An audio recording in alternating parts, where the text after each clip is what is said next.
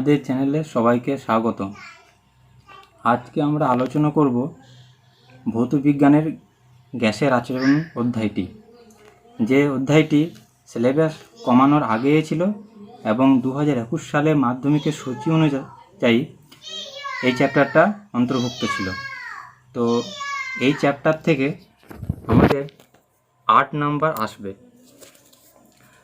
MCQ একটা, very short question দুটো, 2 নম্বরের কোশ্চিন একটা, আর বড় কোশ্চিন যেটা গ্রুপ ডিতে থাকে একটাই থাকবে 3 নাম্বার। টোটাল 8 নাম্বার আসবে।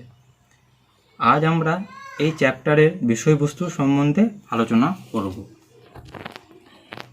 এই চ্যাপ্টারটি শুরু করার আগে তোমরা যদি আমাদের চ্যানেলটি সাবস্ক্রাইব না করে আছো তো সবাই সাবস্ক্রাইব করে নেবে এবং বিনা স্কিপ করে সমস্ত বিষয়টি দেখার চেষ্টা করবে। তো আজকে আমরা শুরু করি দ্বিতীয় অধ্যায়, গ্যাসের আচরণ। গ্যাসের আচরণ জানার আগে আমাদের জানতে হবে গ্যাস জিনিসটা কি। গ্যাস এমন একটা জিনিস যার কোনো নির্দিষ্ট আকার বা আয়তন থাকবে না। গ্যাসকে যে পাত্রে রাখা হবে, গ্যাস সেই পাত্রের আয়তনই দখল করবে এবং এইটাকেই বলা হবে গ্যাসের আয়তন। তাহলে আমরা এইখান থেকে গ্যাসের আয়তন সংজ্ঞাটি জেনে নিতে পারি যে গ্যাসীয় পদার্থের নির্দিষ্ট আকার বা আয়তন নেই। যে পাত্রে থাকে সেই পাত্রের আয়তন দখল করে তাকে গ্যাসের আয়তন বলে। এখান থেকে তাহলে আমরা একটা বৈশিষ্ট্য জানতে পারলাম যে গ্যাসীয় পদার্থের নির্দিষ্ট আকার বা আয়তন নেই। ঠিক আছে, এবার যেহেতু সেটি একটি পাত্রে থাকছে এবং গ্যাসের নির্দিষ্ট আকার বা আয়তন নেই এবং পাত্রের আয়তনই দখল করছে, তা নিশ্চয়ই এর একটা চাপ থাকবে পাত্রের ওপর। তাহলে আমাদের কোশ্চেন আসতেই পারে যে গ্যাসের চাপ কী। তো গ্যাসের চাপ সংজ্ঞাটা আমাদেরকে জেনে নিতে হবে। সংজ্ঞাটি কি? কোনো আবদ্ধ পাত্রের দেওয়ালে প্রতি একক ক্ষেত্রফলের ওপর গ্যাসীয় অণুগুলি লম্বভাবে যে বল প্রয়োগ করে তাকে গ্যাসের চাপ বলে। তাহলে আমরা কি জানলাম যে একটি গ্যাসের পাত্র থাকবে এবং সেই পাত্রের দেওয়ালে অণুগুলি কী করবে? বল প্রয়োগ করবে এবং বল প্রয়োগগুলো কীভাবে করবে? লম্বভাবে প্রযুক্ত করবে ক্ষেত্রফলের ওপর। ঠিক আছে, এইটাকে আমরা বলবো গ্যাসের চাপ। এবার আমাদেরকে যে জিনিসটা জানতে হবে, ভৌতবিজ্ঞানের যে কোনো অধ্যায় পড়ার আগে আমাদেরকে যে জিনিসগুলো জানতে হবে সেগুলো হচ্ছে টার্ম, মানে কিছু রাশিমালা আসবে, গাণিতিক রূপ আসবে, সেখানে আমরা দেখব কিছু ইংরেজি বর্ণ আসে, পি, এফ, এ, কিউ, আরও এসব শব্দগুলো আসবে। ঠিক আছে, তো এইগুলোকে আমরা না ঘাবড়িয়ে ইজিলিভাবে নেব। ঠিক আছে, যেমন আমাদের যেহেতু ক্ষেত্রফল সেটা একটা এরিয়া হিসাবে নিই, তাই এরিয়াটাকে সবসময় এ দিয়ে প্রকাশ করা হয়। বলটাকে যেহেতু ইংরেজিতে ফোর্স বলে ওই জন্য এফ হিসেবে নেওয়া হয় এবং গ্যাসের চাপ যেটাকে প্রেশার বলা হয় ইংরেজিতে তার পি নেওয়া হয়। এবং এই যে প্রথম লেটারগুলো, এই লেটারগুলোকে আমরা ব্যবহার করব গাণিতিক রূপে। তাহলে যদি আমাদের গ্যাসের চাপ, গ্যাসের আয়তন এবং যে এরিয়া তার মধ্যে একটা সম্পর্ক স্থাপন করি, তাহলে সম্পর্কটা হবে যে P is equal to F by A, মানে চাপ, গ্যাসের চাপ সমান বল বাই এরিয়া, মানে পাত্রের যে ক্ষেত্রফল এরিয়া সেটাই। তাহলে P is equal to F by A. এবার দ্বিতীয় জিনিস আমাদেরকে সব থেকে বড় ভাইটাল জিনিস ভৌতবিজ্ঞানে, সেটা যে সংজ্ঞা জানলাম, আমি রাশিমালা জানলাম, আমাদেরকে যে জিনিসটা জানতে হবে সেটা হচ্ছে ইউনিট, একক। এই একক হচ্ছে গিয়ে দুটো পদ্ধতি, সিজিএস পদ্ধতি আর এসআই পদ্ধতি। তাহলে আমাদের এই যে সিজিএস তাতে একটা একক হবে, আবার এসআই তাতে একটা একক হবে। আর এখনই আমরা দেখলাম যেহেতু এখানে পি, এফ, এ এই তিনটা ব্যবহার করেছি, তাহলে নিশ্চয়ই এই তিনটেরই একক থাকবে। আমরা যখন যেটা নেব সেটার এসআই জেনে নেব, সেটার সিজিএসও জেনে নেব। যেমন ক্ষেত্রফল এরিয়া, এটা আমরা আগে শিখেছি। ক্ষেত্রফল এরিয়া সিজিএস একক হচ্ছে সেন্টিমিটার স্কোয়ার, এসআই ক্ষেত্রফলের একক বা এরিয়ার একক হচ্ছে যে মিটার স্কোয়ার। তাহলে আমাদের এইটা জেনে নিলাম। এবার তাহলে আমার কী পড়লো? এফ, যেটাকে আমরা বলছি বল। বলেরও সিজিএস একক হচ্ছে ডাইন আর এসআই একক হচ্ছে নিউটন। ঠিক আছে, তাহলে আমরা বল শিখলাম, গ্যাসের চাপ শিখলাম, পরে রইল কি আমাদের এরিয়া, এরিয়াটা আমরা শিখে নিয়েছি, পরে রইল চাপ। তাহলে আমরা চাপের এককটা কি করব? তারও সিজিএস হবে, তারও এসআই হবে। সিজিএস পদ্ধতিতে চাপের একক হচ্ছে গিয়ে ডাইন পার সেন্টিমিটার স্কোয়ার। এবার আমি যদি এসআইটা নাও জানি, আমি কিন্তু এইটা থেকে বের করে দিতে পারবো যদি একটু মাথা কামাই। কি, আমরা P is equal to F by A পেয়েছি। তাহলে দেখো চাপের একক আমরা আগে কি শিখলাম, যে সিজিএস এর ডাইন পার সেন্টিমিটার স্কোয়ার। কিন্তু তাহলে আমি ডাইন পার সেন্টিমিটার স্কোয়ার, সেখানে চাপ মানে কি পেলাম, বল বাই ক্ষেত্রফল। তাহলে বলের একক সিজিএস এ শিখেছি ডাইন, আর সিজিএস এ এরিয়ার একক শিখেছি সেন্টিমিটার স্কোয়ার। তাহলে ডাইন পার সেন্টিমিটার স্কোয়ার হয়ে গেছে। তাহলে এসআই কী হবে, ডাইনের জায়গায় নিউটন বসবে আর সেন্টিমিটার স্কোয়ারের জায়গায় মিটার স্কোয়ার বসবে। তাহলে আমার হয়ে যাবে এসআইতে চাপের একক নিউটন পার মিটার স্কোয়ার। তাহলে আমার যে তিনটে বর্ণ ইউজ করলাম, এই তিনটে বর্ণেরই কিন্তু আমরা একক পেয়ে গেলাম। এবার কিছু কিছু শর্ট কোশ্চেন আছে, যেমন নিউটন পার মিটার স্কোয়ারকে পাস্কালও বলা হয়। তাহলে নিউটন পার মিটার স্কোয়ার কী বলা হচ্ছে, পাস্কাল। ঠিক আছে, এবার একটা জিনিস সম্পর্ক রাশি দেয় যে পাস্কালের সাথে ডাইনের কি সম্পর্ক, তখন তোমাদেরকে মনে রাখতে হবে 1 পাস্কাল সমান 10 ডাইন পার সেন্টিমিটার স্কোয়ার। এগুলো সব সংক্ষিপ্ত কোশ্চেনে বা মাল্টি এমসিকিউ কোশ্চেনে এসে থাকে। তাহলে আমরা একক শিখলাম কিসের, আমরা গ্যাসের চাপের একক শিখলাম সিজিএসএসআই, ফোর্স মানে বলের শিখলাম, এরিয়া মানে ক্ষেত্রফলের শিখলাম। তাহলে আমরা এখন পর্যন্ত যেটা শিখলাম সেটা হলো গ্যাসের চাপ, গ্যাসের আয়তন, তাদের রাশিমালা এবং তাদের একক। এবার আসবো আমরা গ্যাসের চাপের পরিমাণের। কি, গ্যাসের যে চাপের পরিমাণ সেগুলোকে কিছু যন্ত্র দিয়ে পরিমাপ করা হয়। যেমন ম্যানোমিটার যন্ত্রের সাহায্যে কোনো পাত্রে আবদ্ধ বায়ু বা গ্যাসের চাপ নির্ণয় করা হয়, তাকে চাপ গেজও বলা হয়। এবার অনেক স্টুডেন্ট এই জায়গাতে ভুল করে কিছু জিনিস, একটা শব্দ না লেখার জন্য এই ম্যানোমিটার যন্ত্রের সাহায্যে কী পরিমাপ করা হয়, সবাই কিন্তু বায়ু বা গ্যাসের চাপ লিখে দেয়, কিন্তু সম্পূর্ণ উত্তর সেইটাই যদি কেউ এটা লিখে রাখে আবদ্ধ বায়ু বা গ্যাসের চাপ নির্ণয় করা হয়। এইটা কিন্তু সম্পূর্ণ উত্তর, যে ম্যানোমিটার যন্ত্রের সাহায্যে আবদ্ধ বায়ু বা আবদ্ধ গ্যাসের চাপ নির্ণয় করা যায়।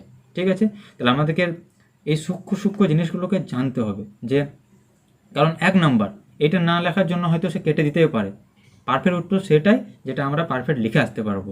তাহলে কি, ম্যানোমিটার যন্ত্রে সে কী পরিমাপ করা যায়, আমরা বলবো ম্যানোমিটার যন্ত্রের সাহায্যে কোনো পাত্রে আবদ্ধ বায়ু বা গ্যাসের চাপ নির্ণয় করা হয়।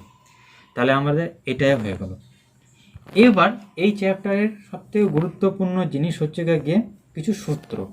আমরা যখন পরপর পড়ে যাব তখন দেখব যে কিছু ইম্পর্টেন্ট সূত্র আসবে। প্রথম সূত্র যেটা সবথেকে বড় ইম্পর্টেন্ট, সেটা হচ্ছে গিয়ে যে বয়েলের সূত্র।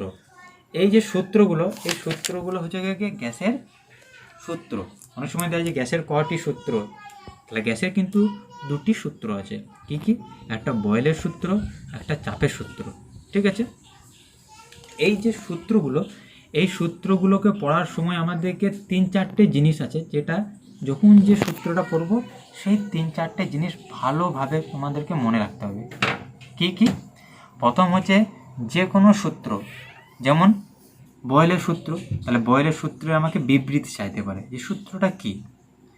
যখনই বিবৃতি হয়ে যাবে তখন তার পরের ধাপে আসবে গিয়ে তার গাণিতিক রূপ বা ব্যাখ্যা। যেই গাণিতিক রূপ বা ব্যাখ্যা হয়ে যাবে তারপরে আমার আসতে পারে এই রিলেটেড কিছু লেখচিত্র বা গ্রাফ।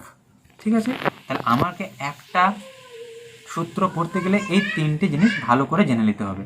যখনই আমরা জেনে নেব সেই সূত্রটা কমপ্লিটভাবে জেনে নেওয়া হবে এবং তার ভেতর থেকে কি শর্ট কোশ্চেন আসছে সেটা আমরা জেনে নিতে পারবো। আমি দেখিয়ে দেবো যে কীভাবে শর্ট কোশ্চেনটা হয়। তাহলে প্রথম আমরা যে জিনিসটা জানবো সেটা হচ্ছে বিবৃতি। এই যে বয়েলের সূত্র, বয়েলের সূত্রটা কি বলছে, উষ্ণতা স্থির থাকলে নির্দিষ্ট ভরের কোনো গ্যাসের আয়তন ওই গ্যাসের চাপের সঙ্গে ব্যস্তানুপাতে পরিবর্তিত হয়। শুনে হয়তো মনে হতে পারে খুবই কঠিন, কিন্তু কোনো কঠিন নাই। এই বিবৃতিটা যদি কেউ ভালোভাবে করে গাণিতিক রূপে সে নিজেই করতে পারবে। তাহলে আমাকে প্রথমে জানতে হবে কি কি টার্ম আছে। টার্ম মানে উষ্ণতার কথা বলা হয়েছে, ভরের কথাও বলা হয়েছে, আয়তনের কথাও বলা হয়েছে, চাপের কথাও বলা হয়েছে। তাহলে 4টে জিনিস বলা হয়েছে। এবার এই 4টে জিনিসের মধ্যে আমরা দেখব কোনটা স্থির আছে। তাহলে কি কি স্থির, উষ্ণতা স্থির আছে, আর নির্দিষ্ট ভর, তাহলে উষ্ণতা আর নির্দিষ্ট ভর এই দুটো স্থির আছে। তাহলে এই দুটো যখন স্থির আছে আমি জেনে নিলাম, তখন এইখান থেকে আমি একটা জিনিস জেনে নিতে পারবো যে বয়েলের সূত্রে ধ্রুবক পদ দুটি কী কী। শর্ট কোশ্চেনে দিয়ে দেয় যে ধ্রুবক পদ দুটি কী কী। তাহলে আমরা যে দুটো স্থির আছে সেই দুটোকে আমি ধ্রুবক বলবো। কী কী স্থির? উষ্ণতা আর ভর। যদি আমরা চ্যাপ্টারটা পড়ে যাই, পড়ে থাকবেই। যদি তোমরা লক্ষ্য করো একটু নিচে গিয়ে বইয়ের, দেখবে গ্রাফের পরেই দেওয়া থাকবে বয়েলের সূত্রে ধ্রুবক পদ হলো দুটি, গ্যাসের উষ্ণতা ও গ্যাসের ভর। তাহলে আমাকে যদি এই লাইনটা না পড়ি, তাহলে আমি সূত্র থেকেই কিন্তু জেনে নিতে পারবো যে ধ্রুবক পদ দুটি কী কী। যে দুটি স্থির সেই দুটি তার ধ্রুবক পদ। তাহলে পড়ে রইল কে? আয়তন আর চাপ। তাহলে নিশ্চয়ই আমার জানতে হবে যে রাশিমালা বা গাণিতিক রূপটা তৈরি করব, সেখানে চাপ আর আয়তন থাকবে। এবার এই যে চাপ আর আয়তন, সেইখানে নিশ্চয়ই ইংরেজিতে কোনো লেটার দ্বারা প্রকাশ করা হবে। কি? চাপ আমরা আগেই শিখে নিয়েছি, পি দ্বারা প্রকাশ করা হয়। আয়তন কি? আয়তনকে যদি ইংরেজিতে ভলিউম বলা হয়, তাহলে সেটাকে ভি দিয়ে প্রকাশ করব। ঠিক আছে? তাহলে আমরা সূত্রের সাথে সাথে মিলিয়ে নিয়ে গাণিতিক রূপটা দেখার চেষ্টা করব। এইভাবে করলে আমাদের বুঝতে আরও সুবিধা হবে। বয়েলের সূত্রের গাণিতিক রূপ কি? কি বলছে? নির্দিষ্ট ভরের গ্যাসের আয়তন যদি ভি ধরা হয় ও চাপ পি হয়, তাহলে বয়েলের সূত্র অনুযায়ী কি? V varies 1/p। এবার আমি যদি লাইনটা না মনে থাকে, তাহলে আমি নিজেই কিন্তু সূত্রটা মুখস্থ করে বলতে পারবো। যেমন কি বলেছে, উষ্ণতা স্থির থাকলে নির্দিষ্ট ভরের, তাহলে ভর উষ্ণতা দুটোই স্থির। তাহলে কি বলি? কোনো গ্যাসের আয়তন মানে ভি ওই গ্যাসের চাপের সঙ্গে মানে পি এর সঙ্গে ব্যস্ত অনুপাত হবে। যখনই ব্যস্ত অনুপাত তখন 1/p। তাহলে কি পেলাম? বয়েলের সূত্র নিয়ে ভি ভেরিজেস 1/p। এবার দেখো ব্রেকেটে লেখা রয়েছে যখন উষ্ণতা স্থির। আমি এইখানে একটা জিনিস বলবো, যেটা হয়তো এই রিলেটেড নয়, কিন্তু মনে রাখার সুবিধার জন্য শিখিয়ে রাখছি। এখানে কি কি রয়েছে? ভি আর পি। তাহলে নেই কোনটা? উষ্ণতা আর ভর। ঠিক আছে? তাহলে যখন নির্দিষ্ট ভর, তাহলে ভরটা কোনো ভ্যালু নেই। আর একটা কি স্থির রয়েছে? উষ্ণতা। উষ্ণতাকে কী দিয়ে প্রকাশ করা হয়? টি দিয়ে। তাহলে আমি এই ব্রেকেটে লেখাটা জেনে রাখবো যে ভি আর পি নাই কোনটা টি, তাহলে ব্রেকেটে লিখবো সেটা স্থির। তাহলে কি স্থির হলো এখানে? উষ্ণতা স্থির। তাহলে ভি ভেরিজাস 1/p লিখলাম। এবার দেখো ভি সমান কি লেখা আছে? কে 1/p লেখা আছে। তো এখানে আমি শুধু কেও লিখলে কোনো ক্ষতি নেই, কে 1ও লিখতে পারো। তাহলে আমরা এটা সবাই জানি যে আমাদের ভেদের একটা চ্যাপ্টার আছে ম্যাথে, সেই জিনিসটাই ম্যাথটা এখানে লাগানো হয়েছে। যখন আমরা ভেরিজাসকে কোনো সমান করি, তখন একটা ধ্রুবক পদ নিতে হয়, সেই ধ্রুবক পদটা হচ্ছে কে। তাহলে যখন ভি ভেরিজাস 1/pটাকে সমান দিয়েছি, তখন কী লিখছি? V is equal two 1 K 1/p। এবার দেখো নিচে গাণিতিক রূপের মতো পি ভি এর সাথে গুণ হয়েছে, তাহলে P V is equal to K 1 একটা পেলাম। তাহলে আমি বুঝতে পারছি P V is equal to K 1, এই যে একটা রাশিমালা পেলাম, এইটাই কিন্তু গাণিতিক রূপ। ঠিক আছে? এটাই গাণিতিক রূপ। এবার এইটাকে যদি একটু এক্সটেন্ড বা বাড়িয়ে ভালোভাবে বুঝতে যাই, তাহলে কী হবে?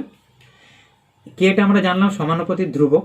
ঠিক আছে? যেটা গ্যাসের ভর ও উষ্ণতার উপর নির্ভরশীল, অবশ্যই নির্ভরশীল হবে। এবার আমি দেখছি গিয়ে তাহলে সূত্রটা কি পেলাম? যে কোনো নির্দিষ্ট ভরের মানে গ্যাসের উষ্ণতাটা যদি স্থির থাকে বা অপরিবর্তিত থাকে, তাহলে কি হবে? গ্যাসের চাপ ও আয়তনের গুণফলটা ধ্রুবক হবে। এই জায়গাটা আমার অতটা লাগবে না, যেহেতু আমি আগে বিবৃতি করে নিয়েছি। কিন্তু টোটাল গাণিতিক রূপ করতে গেলে নিচের পার্টটা লাগে। ধরে নাও এই যে গাণিতিক রূপটা পেলাম, তারপর তোমাকে কি একটা ম্যাথ যখন দেবে, তখন ম্যাথ করার জন্য এই লাইনটা তোমাদেরকে পড়ে রাখতে হবে যে নির্দিষ্ট ভরের কোনো গ্যাসের উষ্ণতা স্থির থাকলে, অবশ্যই উষ্ণতা সবসময় যখনই বয়েলের কথা হবে তখন কিন্তু উষ্ণতা স্থির থাকবেই।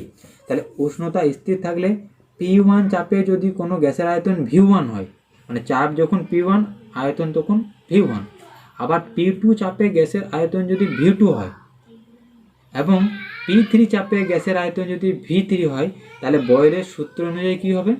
P1 V1 is equal two P2 V2 is equal two P3 V3 is equal two K1। মানে তোমার এই P4 V4 P5 V5 এরকম করে কন্টিনিউয়াস চলে যাবে।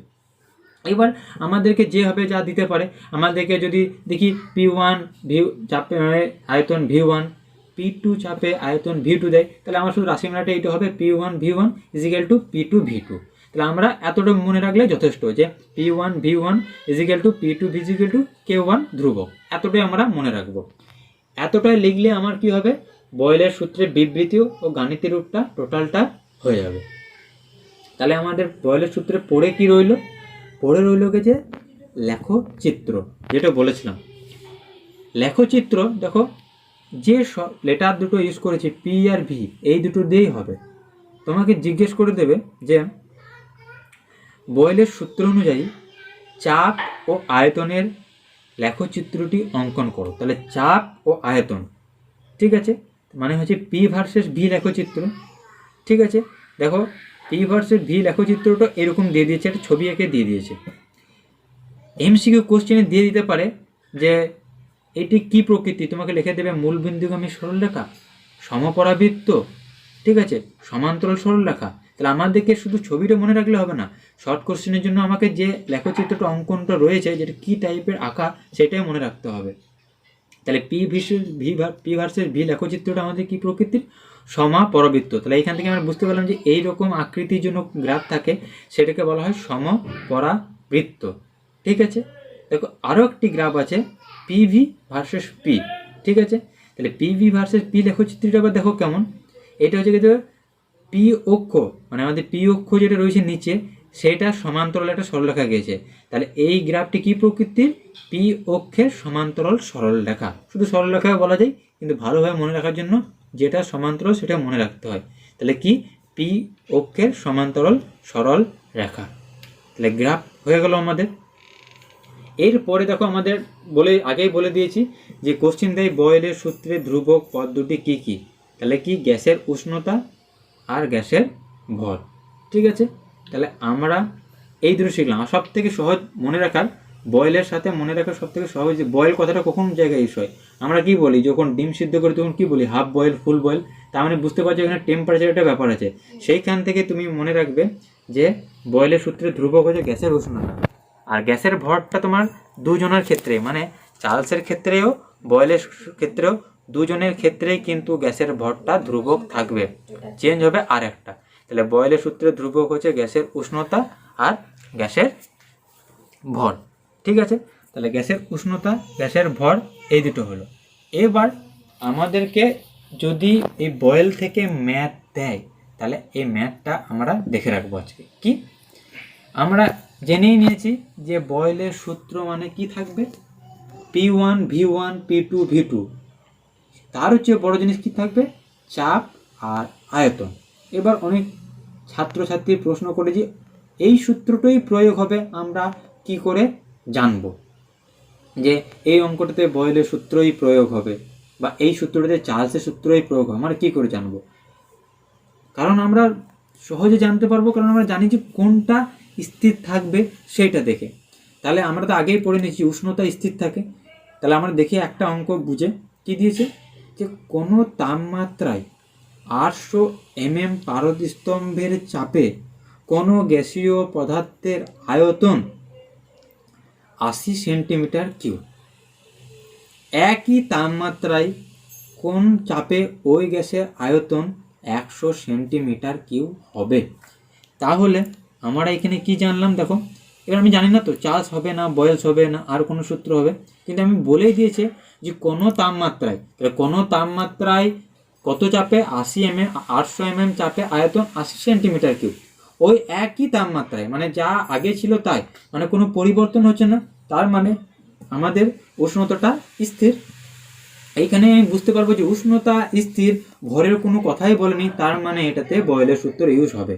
আর বয়েলের সূত্র মানে আমরা জানি P1 V1 P2 V2। তাহলে এইখানে দেখো P1 মানে কি আগে জানতে হবে। P1 মানে হচ্ছে প্রাথমিক চাপ, V1 মানে হচ্ছে প্রাথমিক আয়তন, P2 মানে হচ্ছে গেছে অন্তিম চাপ, V2 মানে হচ্ছে গেছে অন্তিম আয়তন। ঠিক আছে, তাহলে দেখো 80 mm পারদস্তম্ভের চাপে, মানে চাপটা হচ্ছে গেছে প্রাথমিক চাপ, মানে P1। তখন আয়তন কত? মানে প্রাথমিক আয়তন 80 সেন্টিমিটার কিউব, মানে V1। তাহলে P1 হচ্ছে 80 mm, V1 হচ্ছে 80 সেন্টিমিটার কিউব। এবার আমাকে বলে দিয়েছে কোন চাপে, মানে P2টা আমি জানি না, বের করতে হবে আয়তন 100 সেন্টিমিটার কিউব হবে, মানে V2টা বলে দিয়েছে 100 সেন্টিমিটার কিউব। অবশ্যই চারটে পদ আছে, তিনটে জেনে নিয়েছি, আমি একটা বের করতে পারবোই। তাহলে ফর্মুলা কি? P1 V1 = P2 V2। তাহলে আমি P1 এর মান বসালাম 800 গণিত V1 এর মান 80 সমান P2 মান জানি না, V2 মান 100। তাহলে P2 ইজিক্যাল টু কত হবে? P1 V1 by V2। P1 800 গণিত V1 80 আর V2 বাই 100 কাটাকুটি করলে কত বেরোবে? 640 mm পারদস্তম্ভের চাপ। তাহলে আমার অঙ্ক হয়ে গেল। তাহলে আমাদের এই যে রাশিমালাটা শিখলাম, সেই রাশিমালাটাই আমাদের কিসের অঙ্কর ক্ষেত্রে কাজে লাগছে। ঠিক আছে, তাহলে আমরা কি শিখলাম? একটা সূত্র থেকে যে জিনিসগুলো শিখলাম সেটা তোমাদেরকে মনে মনে ভাবতে হবে। কি শিখেছি? প্রথমে বিবৃতি, তারপরে কি শিখেছি? গাণিতিক রূপ ও ব্যাখ্যা, তারপরে কি শিখলাম? তার লেখচিত্র, তারপরে শিখলাম তার ধ্রুবক পদ এবং সেখান থেকে অঙ্ক। ঠিক আছে, এইভাবে আমরা কি করব? প্রত্যেকটা সূত্রের বিবৃতিটাকে ভালোভাবে পড়ব এবং সেটাকে গাণিতিক রূপ করে প্রকাশ করার চেষ্টা করব। আজ এই পর্যন্তই। পরবর্তী ক্লাসে গ্যাসের আচরণ অধ্যায়ের পার্ট 2তে আমরা চার্লসের সূত্র নিয়ে আলোচনা করব। এখন তোমরা সুস্থ থাকো, ভালো থাকো, ধন্যবাদ।